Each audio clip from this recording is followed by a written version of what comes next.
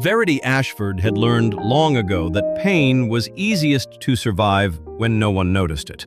At Blackthorn House, a woman in her position was expected to stand through insult with a straight spine, warm the cups before the gentleman asked, and make herself so small that even humiliation looked like part of her duties.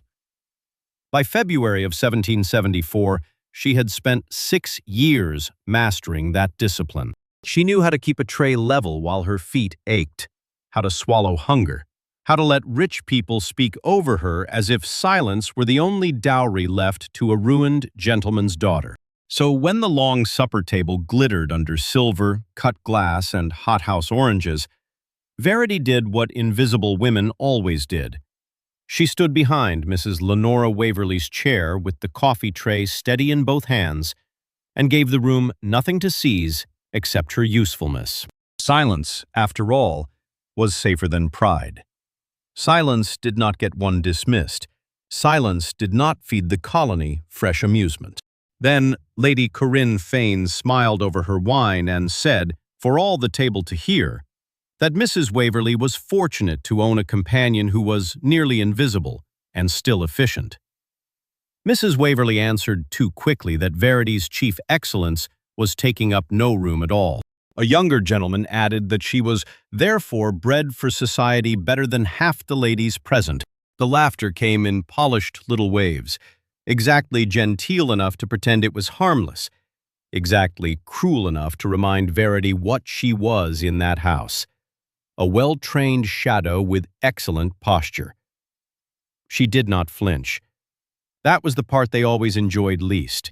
She kept the coffee level, her gaze lowered, and her breathing calm, while Corinne unsheathed the second blade and offered up her dead father's failed accounts, her family's ruin, and the decorative usefulness of a poor woman who knew how to stand quietly by the wall.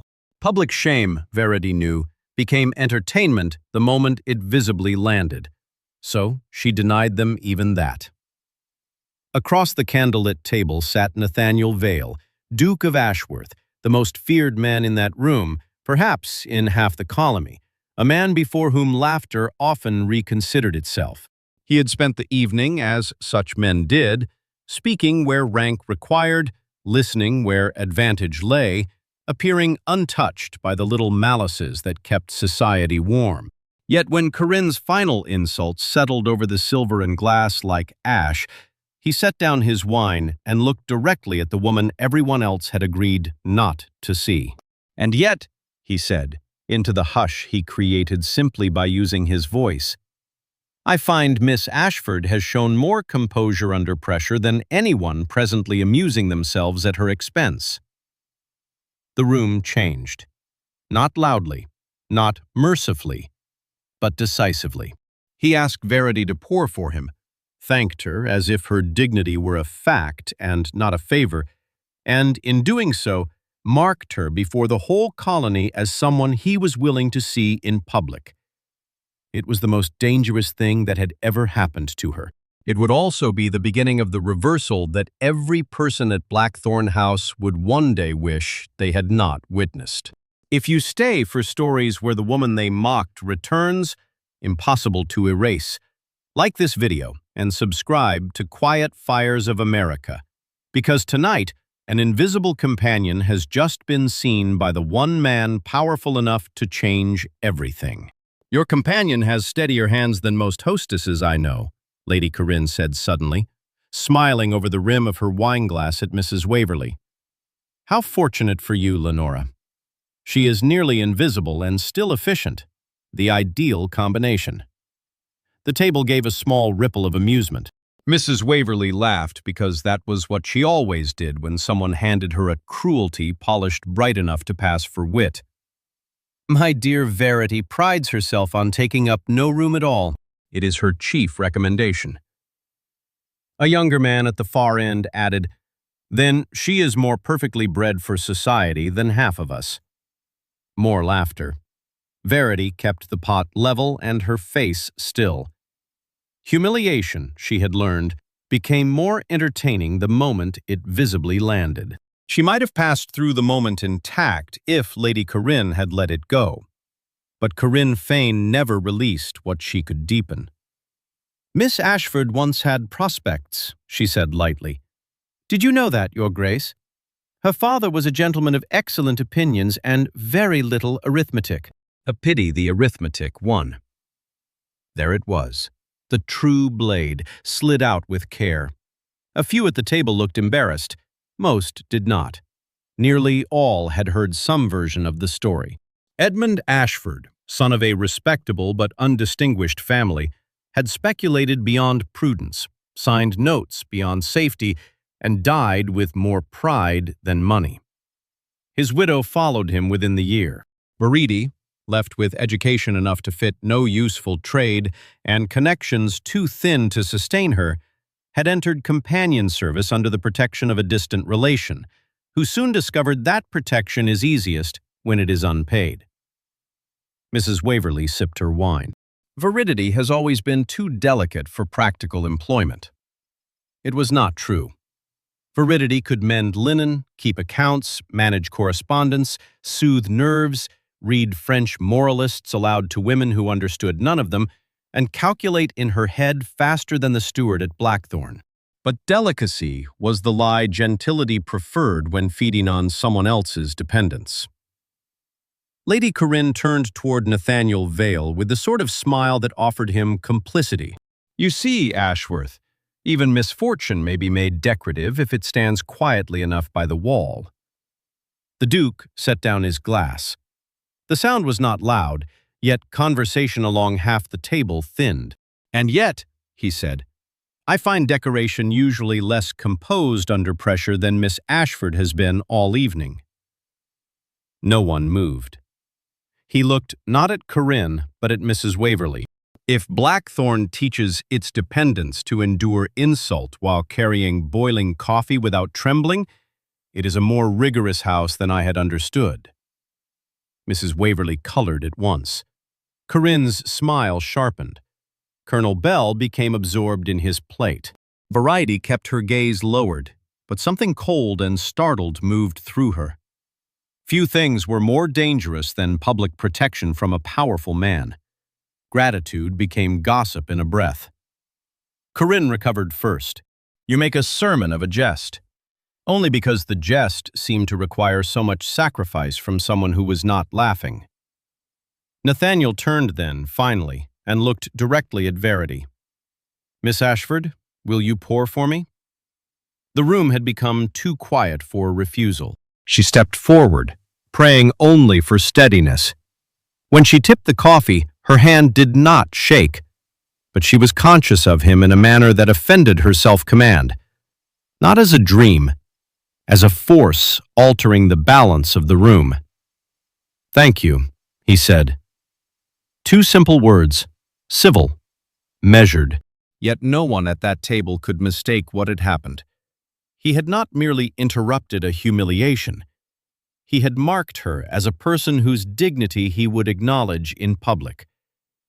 For the rest of the meal, Verity felt the currents shift around her without once looking up enough to chart them. She knew the pattern well. The wealthy often became interested in a dependent woman for one of three reasons: amusement, appetite, or strategy. She had survived too much to misname any of them kindness. When the ladies withdrew, Mrs. Waverley required Verity in her dressing room with a speed that promised temper. "You presume very well for someone with no place from which to presume," Mrs. Waverley said as soon as the door closed. "I spoke no word, ma'am." "No, which is perhaps the cleverer offense. Men are always drawn to silence when they imagine it conceals worship." Verity folded the shawl set aside on the chair. "His Grace addressed me.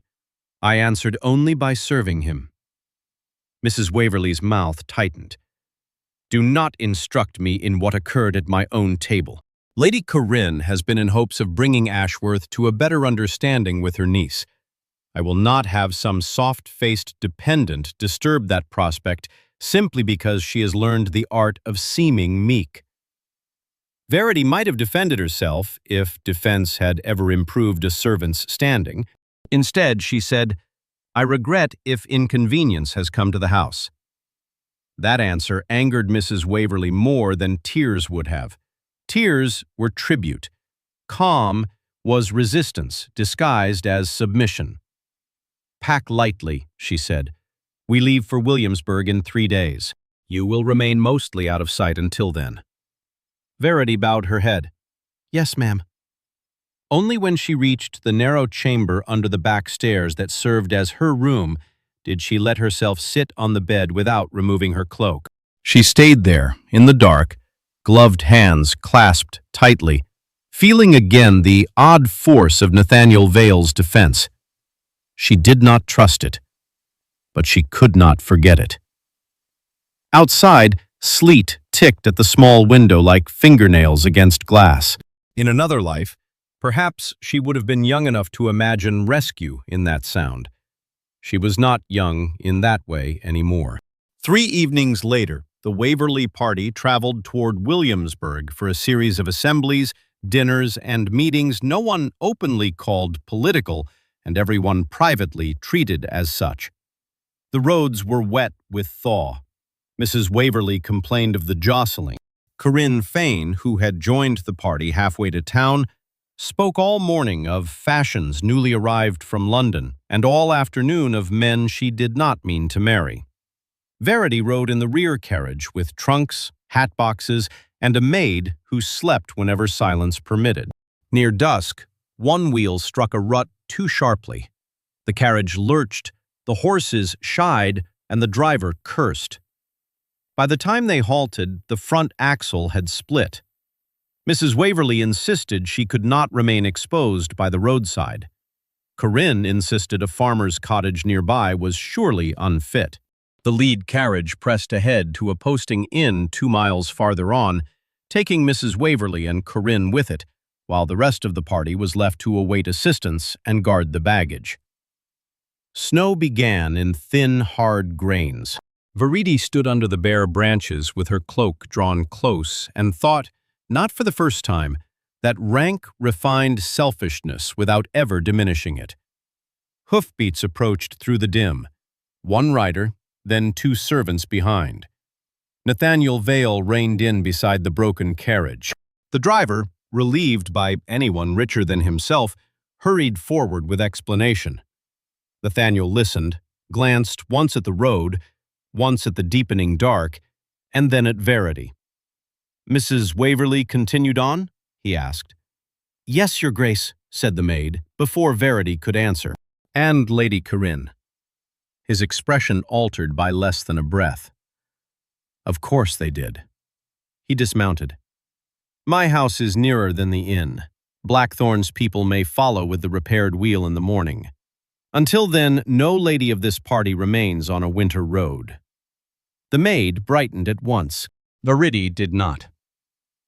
"My lord," she said carefully, "Mrs. Waverley may prefer that we wait for her direction." "And I," he replied, "prefer that none of you freeze while it travels." The driver muttered gratitude. The matter was settled before propriety could stage further resistance.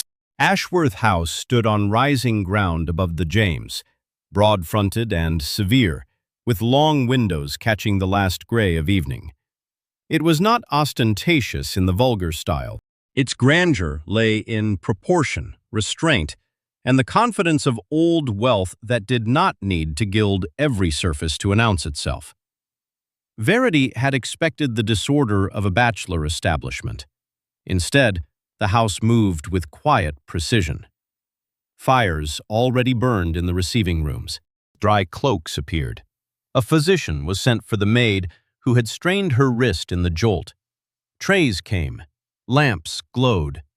No one behaved as if rescuing stranded travelers entitled them to curiosity. Nathaniel gave instructions to his housekeeper with the efficiency of habit, not performance.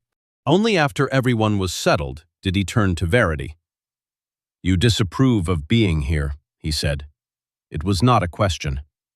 She stood beside the drawing-room hearth, hands clasped before her. "I do not presume to approve or disapprove, sir. That is a companion's answer. It is also a true one." Something in his face, not amusement exactly, but recognition, shifted. Then permit a truer question. Are you afraid of insult or of obligation? Verity met his gaze because false humility would have insulted them both. Both are expensive. He nodded once, as if she had answered a matter of law. Then let me reduce one and avoid creating the other. You are safe here for the night. No claim will be made upon your gratitude beyond the ordinary civilities due any host. Civilities, she said softly, are often the most expensive form. That should have offended him. Instead, it quieted him. At length he said, "Who taught you to think like that?" "Experience." "Cruel teacher." "Reliable one." He looked at the flames for a moment. "Miss Ashford, I defended you at Blackthorn because I disliked what I saw, not because I expected return." "I did not say you expected one." "No, but you expected that I would." She did not answer. "And perhaps," he said, "that is answer enough." He might have left the conversation there. Instead, he did something far more unsettling. He drew a chair for her near the hearth and said, "Sit, you look half frozen, and I have no patience with hierarchy when common sense is available."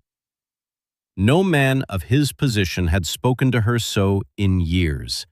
Not as one does to an equal, not exactly, but as one does to a mind he has decided to engage. She sat because refusal would have become its own spectacle. What followed was not flirtation, though later society would insist on calling it that. It was stranger and, to Verity, more dangerous. They spoke. About books first, because books are safer than selves. Then about debt, because the colony was full of it. Then about the absurdity of houses that praised feminine meekness while depending entirely upon women to keep their chaos from public view. Nathaniel listened, in the rare manner of a man unused to pretending he has heard something merely because a woman has said it. When Verity challenged him, he did not smile indulgently. He answered. Twice she forgot to be guarded. The second time she noticed and drew back at once. He noticed that too. Near midnight, a servant announced that chambers were ready. Nathaniel rose. "You may rest easy, Miss Ashford. No one in this house mistakes hospitality for permission." Something in her tightened unexpectedly. "I did not think—" "I know what you thought," he said, not unkindly. "The world has made it rational." She stood. "Then I thank you for proving it need not always be correct."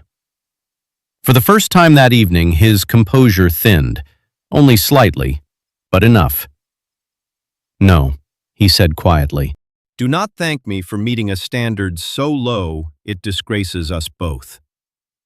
That sentence followed her into sleep and remained with her into morning. By noon, the repaired carriage arrived, along with Mrs. Waverley's irritation at having spent a night under another man's roof without being present to govern appearances. Corinne Fane, resplendent in indignation and amber silk, received the account with an expression that suggested Providence itself had behaved tactlessly. Verity was returned to duty, silence, and watchfulness.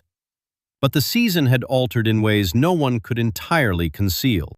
Nathaniel Vale called on Mrs. Waverley in Williamsburg 3 days later, then again the week after, and once more, this time at an assembly where he danced with no one and spent nearly an hour in conversation with Verity beside a window while half the room pretended not to look. The consequences came fast. Mrs. Waverley rebuked her twice daily. Lady Corinne sharpened every word into implication. A minister's wife asked whether companions now considered themselves marriageable. A gentleman who had lost money to Nathaniel at cards muttered within her hearing that certain women rose by being properly silent at the proper hour. Verity endured it all with the stillness that had become both armor and prison. But inwardly, she was dividing herself in two. One self remembered every practical truth she had ever learned. Men of power admired humble women until humility ceased to flatter them.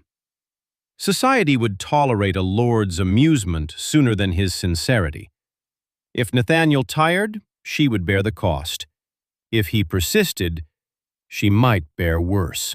The other self, the one she had disciplined hardest and trusted least, had begun to feel dangerous warmth whenever he entered a room. It was not because he praised her. He did not. He asked things of her. What do you think? Why do you accept that? What would you do instead? He spoke to her as if her interior life existed beyond its usefulness to others. That alone could ruin a woman if she let herself hunger for it. Then came the dinner at Governor Dunmore's lesser residence outside town, and everything that had threatened privately became impossible to contain. The company was larger than Blackthorn's and crueler by virtue of better breeding. Varity had not expected to attend. Mrs. Waverley informed her an hour before departure that she would come only because Lady Mercer had taken ill and Blackthorn's household required another pair of competent hands in attendance. "Do try," Mrs. Waverley said while fastening pearls at her throat, "not to collect another rescuer before supper." At the governor's residence, polished servants moved like clockwork through rooms heavy with waxlight, music, and politics. War had not yet begun, but it was in the walls already. Men smiled with too much care. Women assessed loyalties as if assessing lace. Varity remained near the sideboard through the first course, performing the duties expected of a woman with no title and too much education. Across the room she saw Nathaniel speaking with a naval officer and did not allow herself to watch long. Lady Corinne approached her between courses. "There is still time," Corinne said pleasantly, selecting a candied orange peel from the tray Varity held. "A woman may sometimes retreat before she is publicly ridiculous." "I was not aware I had advanced." Corinne's smile thinned. "You mistake a man's curiosity for elevation. Ashworth studies oddities. It does not mean he intends to install them." Varity might have stepped back then. Instead, something old and injured in her refused. "With respect, my lady," she said, "I have had years of practice in being overlooked. I know the difference between curiosity and contempt." Corinne's eyes hardened. "Do you? Then permit me to improve your education." She turned slightly, just enough for the women nearest to hear. "Miss Ashford has been congratulating herself too early. It appears some companions, after one night by a nobleman's fire, begin to imagine themselves transformed." The nearest ladies smiled with that careful horror society reserves for entertainments it would like to condemn and continue simultaneously. Variety set down the tray before her hands betrayed her. "You do me injustice." "Injustice?" Corinne laughed. "My dear, injustice would be allowing you to mistake your station and then watching the correction occur without warning." "It seems," said Nathaniel Vale behind her, "that warning has been the chief charity in short supply this evening." Corinne turned. So did everyone else within reach. Nathaniel had crossed the room without her noticing.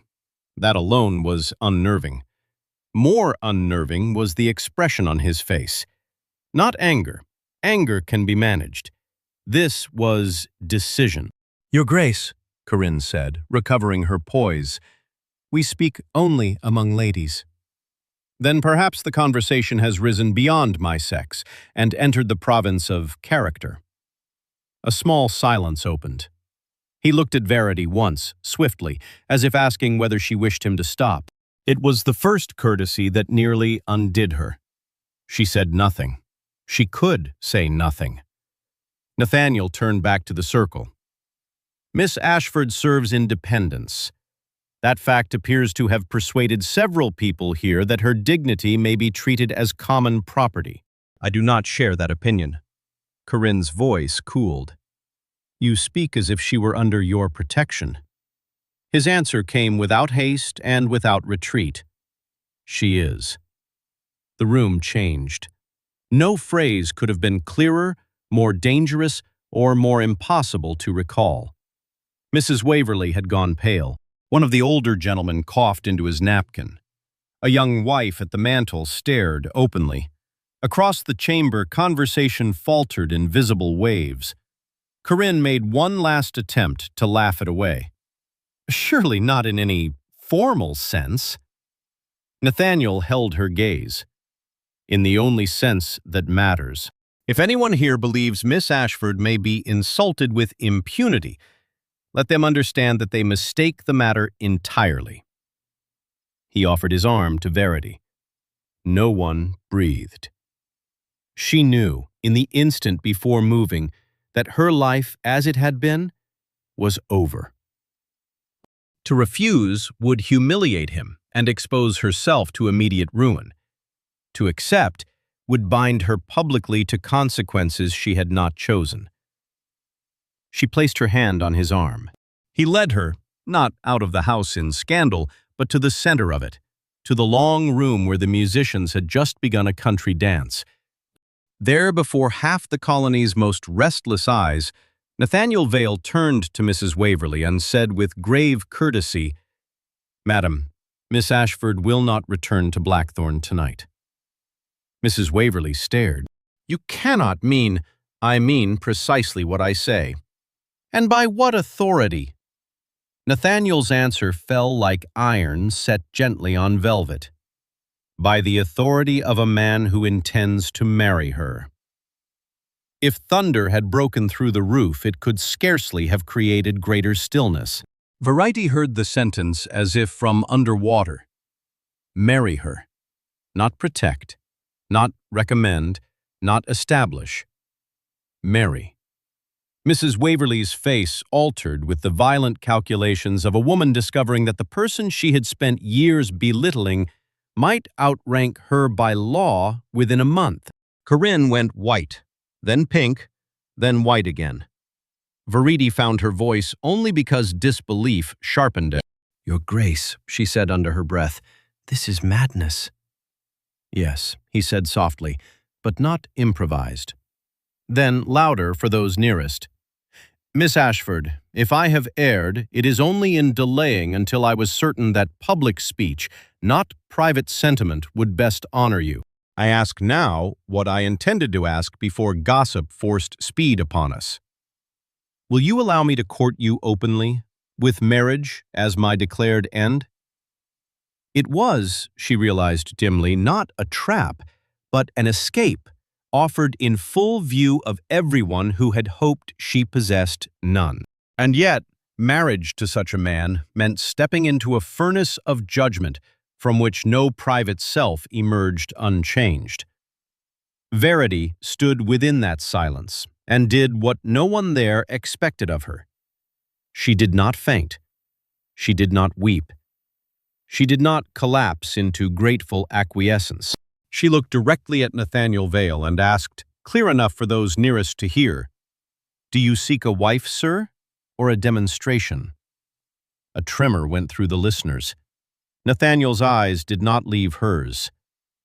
"A wife," he said, "and one whose question proves I have chosen correctly."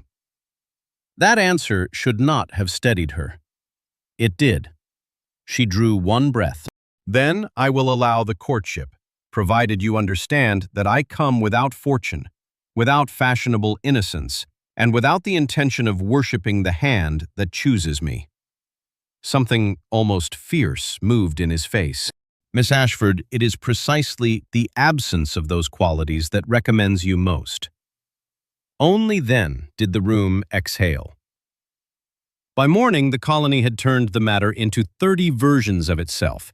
He was bewitched. She was ambitious. He had compromised her already. He meant to annoy Corinne Fane. He was making some political gesture no woman yet understood. He would repent before Easter. He had secretly admired her for months. She had trapped him with meekness. He had rescued a dependent out of bored nobility. No one guessed the simplest truth, that two people had recognized beneath the machinery of rank, an equal severity in one another, and found it impossible afterward to pretend indifference. The courtship began under siege. Nathaniel called openly, sent books rather than jewels, and requested walks rather than private music.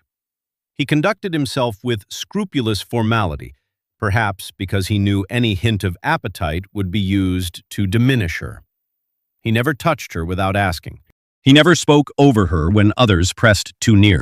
He never spoke over her when others pressed too near. When one clergyman's wife remarked that humility became her best because marriage might now teach her gratitude, Nathaniel answered, "Madam, if gratitude is required for justice, it has already been misnamed." Such replies won him enemies and made Varity love him before she had decided whether. Loving him was survivable. Then the grandmother arrived, Lady Augusta Vale, Dowager Duchess in social legend if not in statute, came from Ashworth Landing in April with 4 trunks, a black lacquered cane, and a reputation for reducing vanity in others by the mere quality of her disapproval. She had buried a husband, 2 sons, 3 illusions, and most of the patience expected of old women. Entire counties claimed to fear her. Most deserved to. She received Varity in the great morning room at Ashworth House and dismissed everyone else after precisely 3 minutes. Varity had prepared herself for cruelty. Lady Augusta disappointed her by being much more exacting. "So," the old woman said, studying her over folded hands, "you are the disturbance." "I am Varity Ashford, ma'am." "Yes." Disturbance with a baptismal name.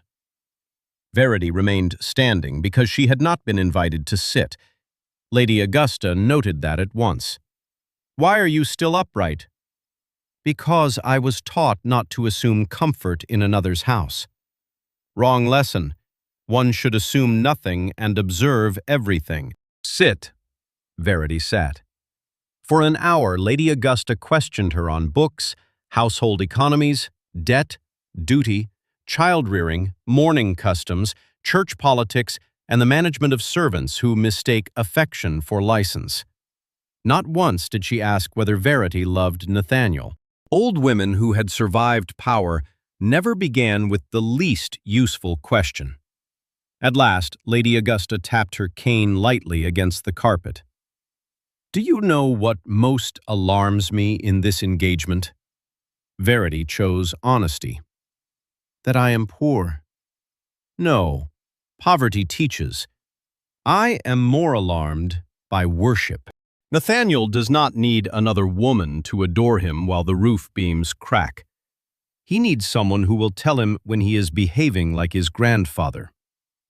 Varity looked up before she could stop herself. The old woman's mouth almost moved. "There, a pulse. Good.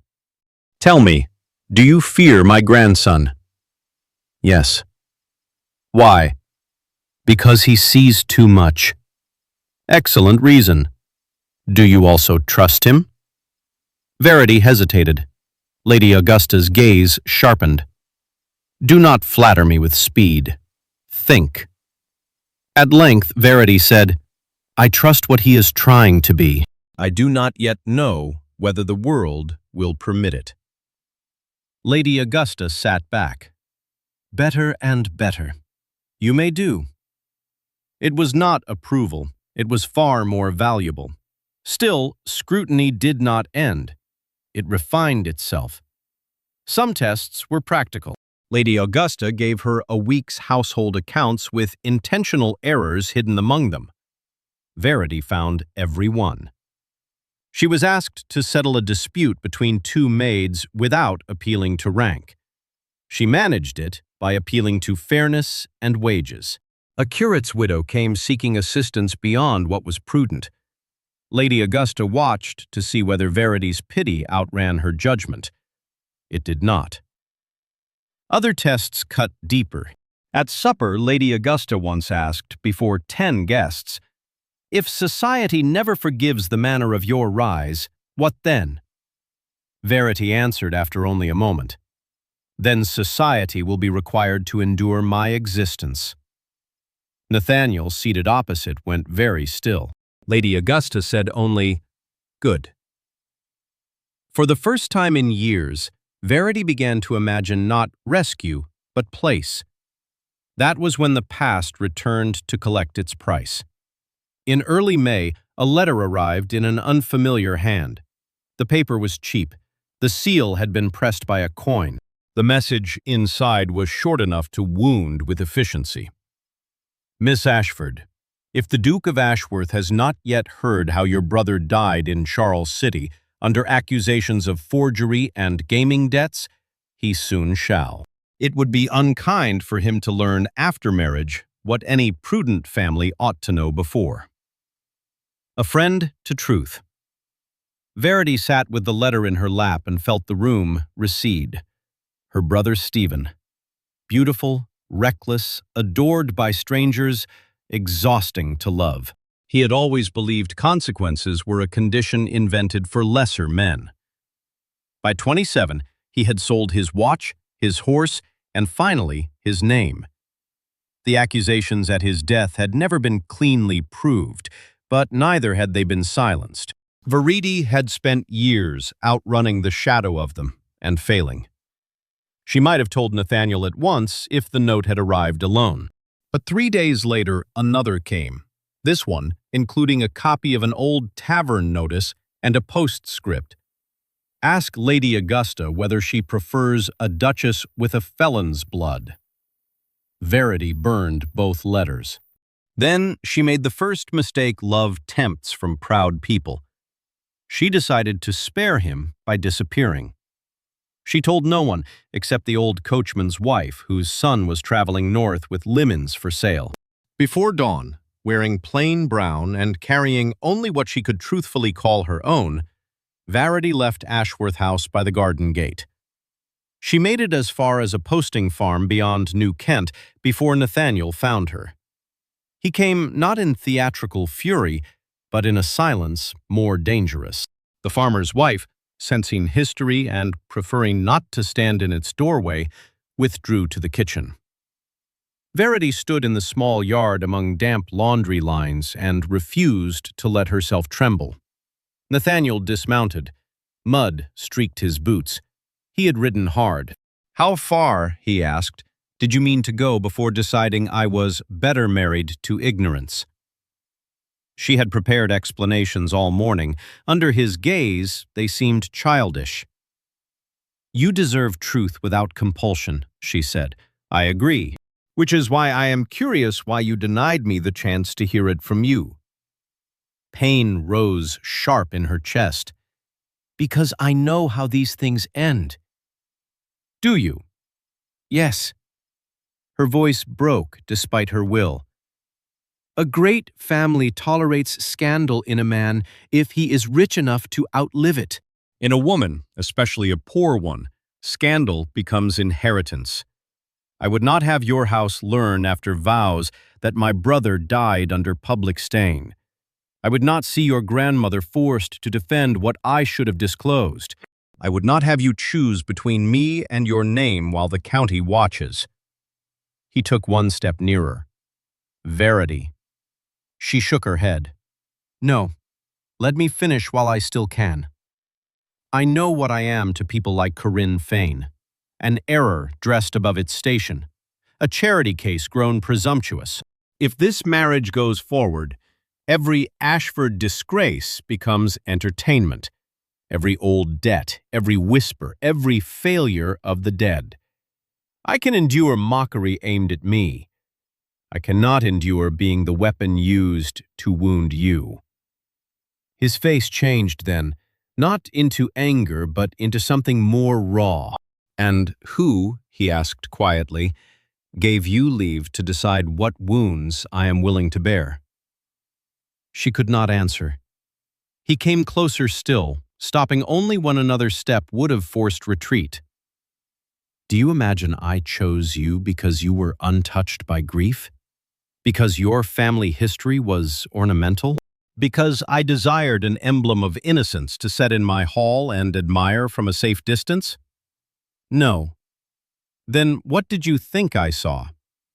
Her throat tightened. A woman who had survived being overlooked. I saw that, he said.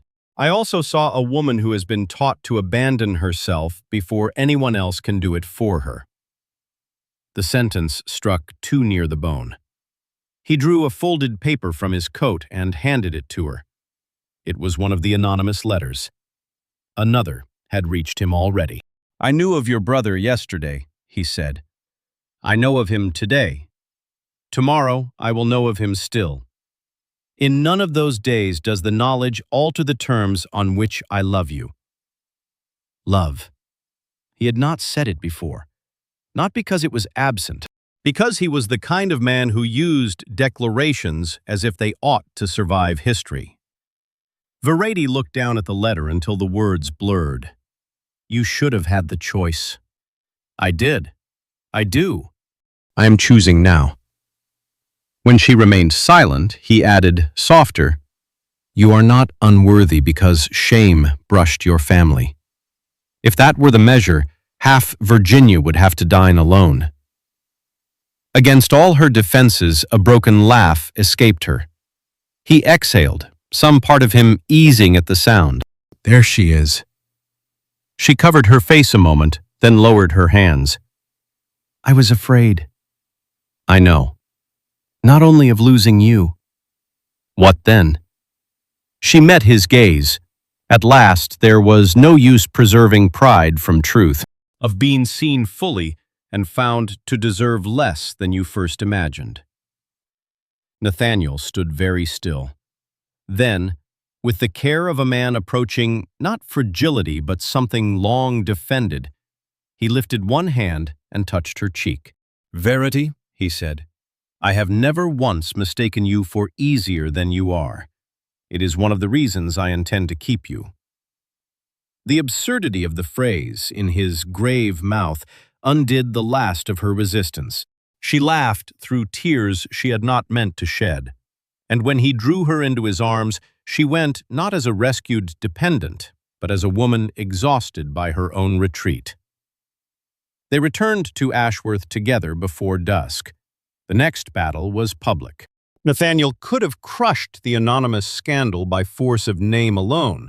Instead, guided partly by Verity and partly by Lady Augusta's grim delight in strategic honesty, they chose a subtler answer. The engagement was not hidden, softened, or apologetically explained. It was advanced. Invitations were issued for a midsummer gathering at Ashworth House under Lady Augusta's own seal. Ministers, magistrates, merchants, naval officers, troublesome widows, useful gossips, and every creature who had fed on speculation were invited to dine where they could no longer pretend uncertainty about the family's intention.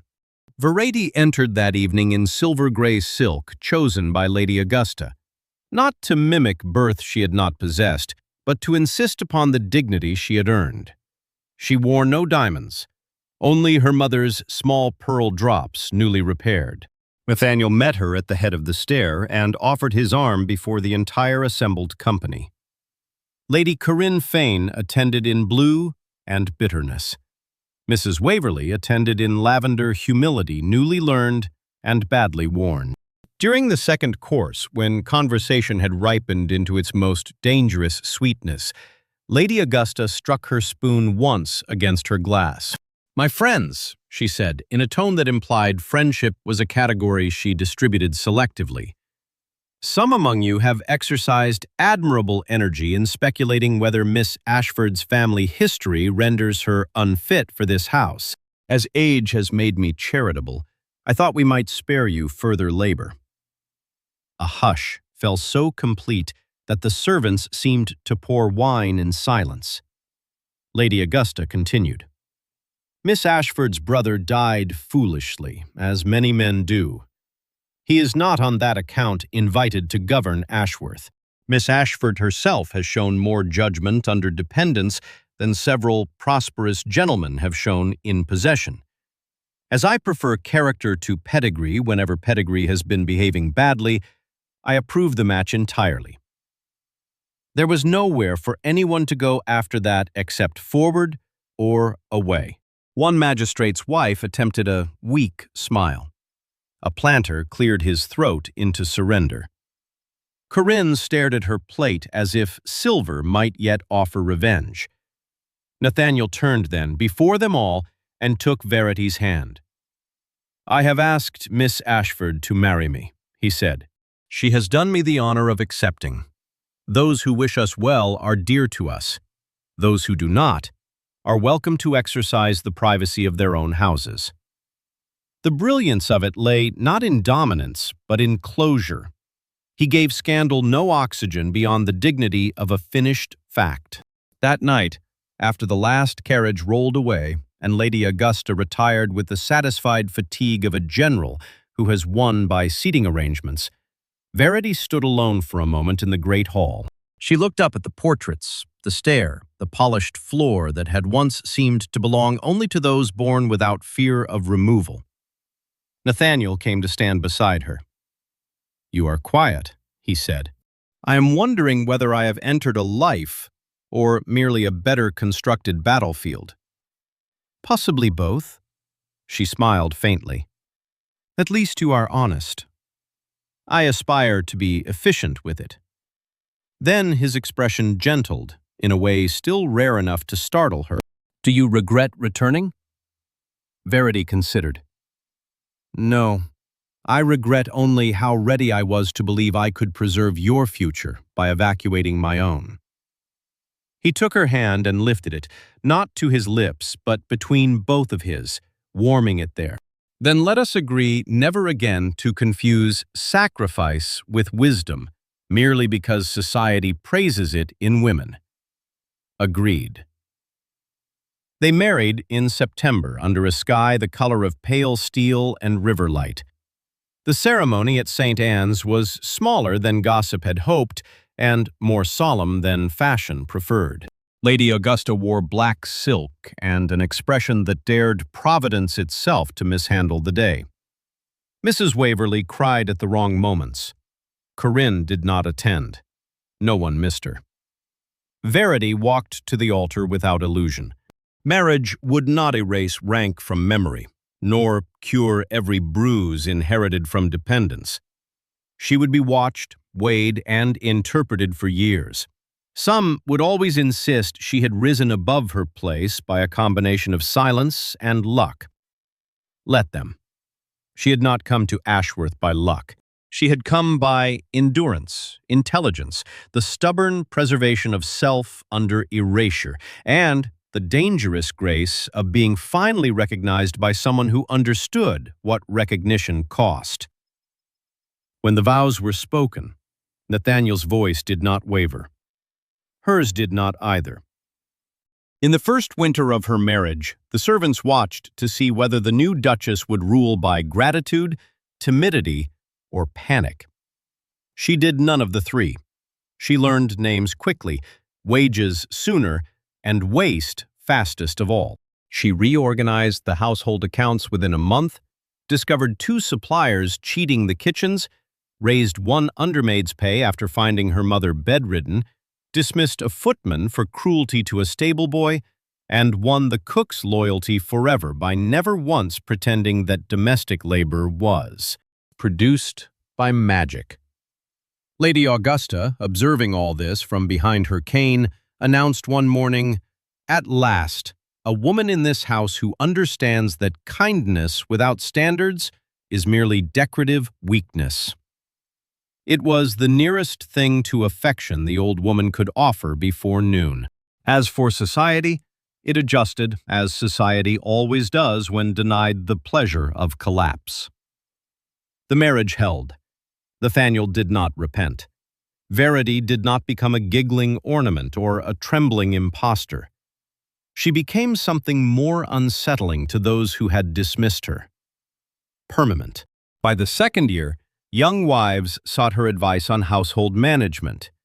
By the third, merchants understood that invoices sent to Ashworth would now be read by a woman who could calculate interest faster than excuses. By the fourth, even those who disliked her had begun to rely on her steadiness at church charities, harvest disputes, and those domestic crises that powerful men publicly ignore and privately depend upon women to solve. One autumn evening, long after the first scandal had faded into the county's crowded memory, Varity stood at the window of the blue drawing room while guests drifted below in candlelight. Their daughters slept upstairs. Nathaniel was in the library finishing letters. Outside, the trees along the drive burned copper in the late light. She caught her reflection faintly in the glass and paused. For a moment, she saw both selves at once: the companion who had trained herself to occupy no space, and the Duchess, whose signature now altered wages, invitations, and futures. Nathaniel entered behind her. "You have that look." "What look?" "The one that suggests you are either solving 3 problems at once or remembering a 4th from 10 years ago," she smiled. "Only thinking. Dangerous habit in a wife. Yet you selected for it." He came to stand beside her, following her gaze to the guests below.